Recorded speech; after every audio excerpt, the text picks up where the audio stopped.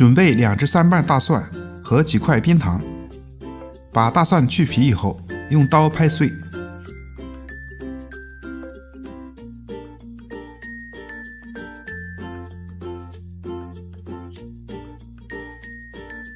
放到一个小碗里面，让它静置15分钟。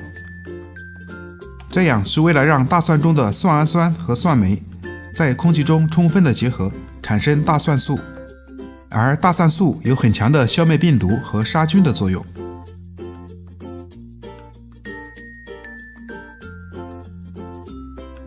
时间到了以后，把冰糖放进去，加入半碗水，现在放到锅里蒸。这里要提醒大家，在碗的上面扣一个盘子，以防止有水汽滴到碗里面。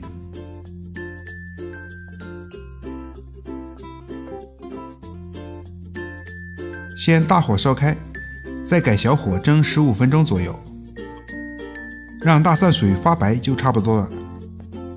中医认为，大蒜色白入肺，性味性温，最善祛肺经之风邪，故治疗伴咽痒的咳嗽往往有奇效，治疗寒性咳嗽、肾虚咳嗽效果都非常好。常吃大蒜可预防流行性感冒，而冰糖具有止咳化痰的功效，大蒜加冰糖会增强止咳效果。时间到了，等碗里的水温合适以后就可以喝掉。大蒜不用吃，只喝水就可以了。1天2次，喝了马上就不咳嗽，效果是立竿见影，并且这个方法每次都管用，现煮现喝比吃药打针都好，对身体也没有副作用。